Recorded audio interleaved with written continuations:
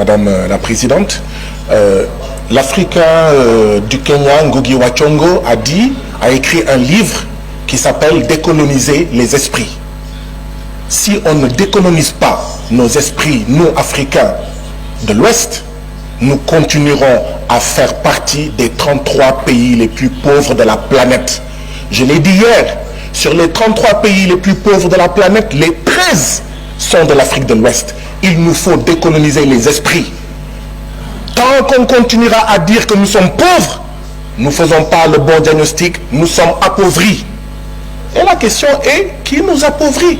Je pense que ce sont nos propres régimes, nos propres présidents, par leurs options, qui ne sont pas de bonnes options, qui sont des options de détournement de fonds, qui sont des options de suivisme vis-à-vis du FMI et de la Banque mondiale, qui sont des options de maintien d'une monnaie néocoloniale qui est le franc CFA, qui sont des options néolibérales.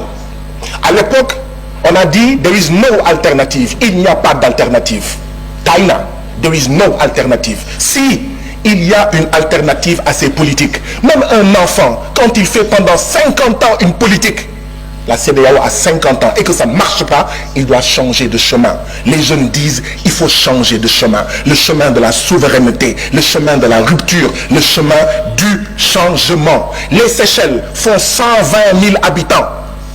Ils sont 67e sur le classement du PNUD. Ils n'ont ni pétrole, ni gaz, ni rien. Les Seychelles, 120 000 habitants, ils ont leur propre monnaie. Le Sénégal ne peut pas avoir sa monnaie. La Côte d'Ivoire ne peut pas avoir sa monnaie. La CEDEAO ne peut pas avoir sa monnaie. Il faut sortir de là. Le Nigeria, c'est une fédération de 36 États. Qu'attendons-nous pour aller vers une fédération pour être beaucoup plus forte? Sur tous les plans, il nous faut aller vers un gouvernement fédéral. Nous devons être unis autour d'un gouvernement fédéral. Les 36 États nigérians auraient été faibles s'ils étaient partis séparément. C'est parce qu'ils sont ensemble qu'ils sont forts. Mais ici, comme je l'ai dit, chacun veut être président chez lui. Chacun veut être chef du Parlement chez lui. Nous devons sortir de cela. C'est à cela en fait que je convie la CEDEAO. C'est à cela que je convie l'Afrique de l'Ouest. Il n'y a pas de fatalité. Il y a des responsabilités non assumées. Il est temps que nous les assumions pour sauver la CEDEAO ou mourir. Je vous remercie. Merci, chers collègues.